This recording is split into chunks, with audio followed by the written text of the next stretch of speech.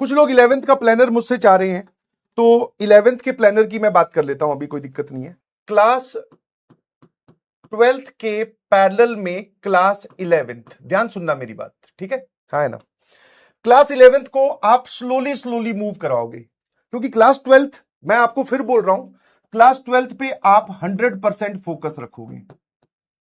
मतलब ऐसा नहीं होना चाहिए कि क्लास 12th का काम काट के मतलब कि नोट्स छोड़कर या फिर इसकी क्वेश्चन प्रैक्टिस छोड़कर या इसकी डिब्बी छोड़कर इसकी डीपीपी छोड़कर फिर हम वहां जा रहे हैं।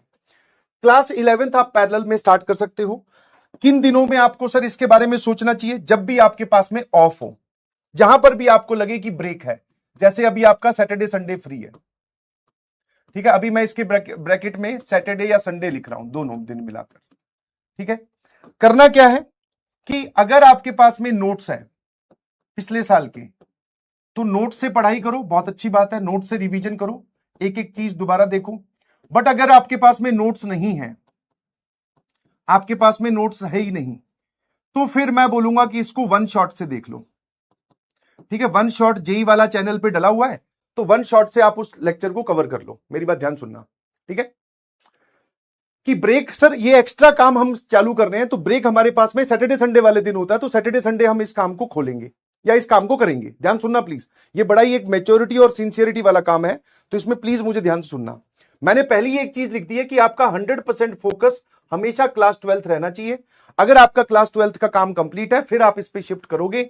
अदरवाइज आपका अगर क्लास 12th का काम बचा हुआ है, रिवीजन बची हुई है, नोट्स कंप्लीशन बचा हुआ है, लेक्चर नहीं देखे हैं, प्रैक्टिस नहीं करी है, तो फिर क्लास 12th पे ही फोकस करो, फिर क्लास 11th पे जाने की जरूरत नहीं है। आपके पास अगर नोट्स अवेलेबल है तो नोट्स से रिवाइज करो। सर हमारा इतनी बुरी हालत है कि हमारे पास में नोट्स छोड़ो, हमें ये नहीं पता कि वो चैप्टर है क्या, तो फिर उसको वन शॉट से कवर करो। वन शॉट आप बोल सकते हो कि वी हैव टू सोर्सेज, एक पीडब्ल्यू जेई चैनल है और एक जेई वाला है, ठीक है, तो वन शॉट से आप कवर कर सकते हो, ठीक है। अब जो लोग यहां से कवर करेंगे, उसके बाद में आपको अर्जुना का एक्सेस दे रखा है, तो वापस आप इस पर जाओगे, दैट इज अर्जुना के क्लास नोट्स,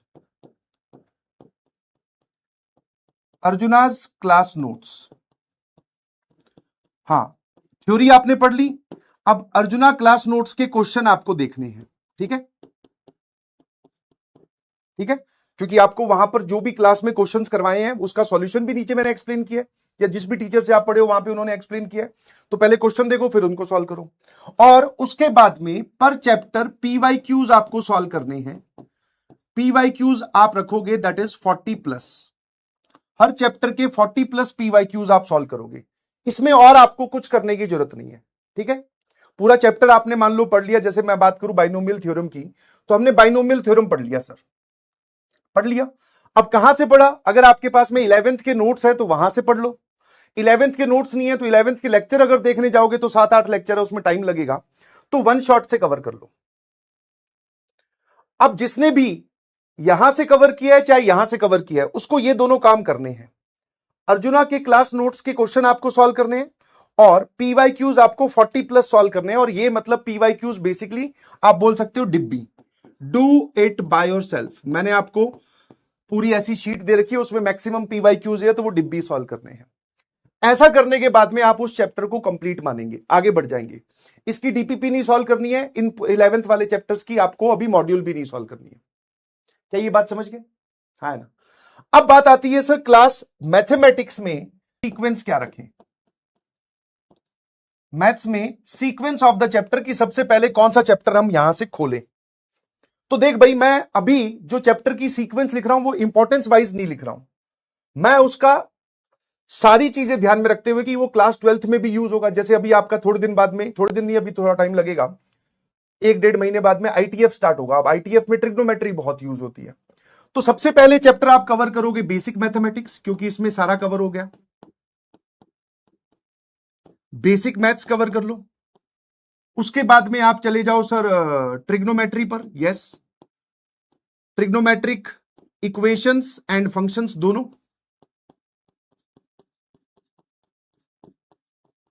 यस, ठीक है। और ट्रिग्नोमेट्री जब कवर करो तो सर ट्रिग्नोमेट्री में हमें थोड़ा सा कॉन्फिडेंस कम ही मिलेगा। क्यों? क्योंकि सर इसमें फॉर्मूलाज बहुत है, क्वेश्चंस की अप्रोच बहुत है। तो ट्रिग्नोमेट्री कवर करने का मतलब है कि आपको सारे फॉर्मूलाज पता है, सबकी डोमेन रेंज पता है, सबके ग्राफ पता है, और इक्वेशंस के सॉल्यूशंस कैसे लिखते हैं बस ये पता है। ठीक है ना। उसके बाद में आते हैं सर, फिर आप चले जाना सीक्वेंस एंड सीरीज पर, फिर आप जा सकते हो बाइनोमियल थ्योरम पर, फिर आप जा सकते हो क्वाड्रेटिक इक्वेशन, अभी नहीं लिख रहा हूं। फिर आप जब ऐसे आगे बढ़ोगे तो उसके बाद में आप पूरी कोऑर्डिनेट ज्योमेट्री स्टार्ट कर सकते हो, है ना। कोऑर्डिनेट ज्योमेट्री के बाद में आप क्वाड्रेटिक इक्वेशन भी लिख सकते हो या फिर पीएनसी भी रख सकते हो, है ना। तो अभी आपको सिर्फ टारगेट आपका ये है, ठीक है, और डाउन द लाइन आपको मूव करना है ऐसे, ठीक है, ऐसे मूव करना है। क्या मेरी बात समझ में आती है? क्या ये बात क्लियर है भाई सबको? एक बार क्लियर है तो सीएलआर लिखकर भेजो। कोऑर्डिनेट ज्योमेट्री मतलब starting with straight line, circle, parabola, ellipse, hyperbola, line से निपटाने हैं उनको, ठीक है। ये दोनों काम आपको इसमें करने हैं और ये आपको एक्स्ट्रा दिनों में करने हैं, ठीक है, थोड़ा तेज पकड़ते हुए। तो मैंने आपको सीक्वेंस सारे 12th के, सारे 11th के चैप्टर्स नहीं लिखे हैं, जैसे क्वाड्रेटिक इक्वेशन नहीं लिखा है, फिर मैंने कॉम्प्लेक्स नंबर नहीं लिखा है, बहुत सारी चीजें मैंने नहीं लिखी है। कोई बात नहीं, पहले आप इतना करो। ये भी बहुत मतलब करीबन करीबन ये 2-3 महीने का काम है सर, 2-3 नहीं तो और 4 महीने का काम आपने हमें दे दिया। पैरेलल में थोड़ा थोड़ा करते रहोगे तब भी आप देखोगे कि आप सिग्निफिकेंटली आज से 4 महीने बाद का टारगेट लो ना, सिर्फ 2 हफ्ते मत देखो, 4 महीने बाद में आपके कम से कम अगर 3 या 4 चैप्टर भी कंप्लीट हो गए तो आप बहुत कॉन्फिडेंस फील करोगे क्लास 11th के लिए। यस, ये मत सोचो कि भाई मुझे बस आने वाले 2 हफ्तों में ये सर पूरी 11th निपटानी है। क्यों भाई, क्या जल्दी है, कहां जाना है तुझे, कोई टेस्ट आ रहा है, किसी ने तेरे से टेस्ट लेना है, या जेई मेंस वाले अभी पूछने वाले, ऐसा नहीं है ना। आराम से टेक योर टाइम। ये इतना लंबा टारगेट क्यों है सर?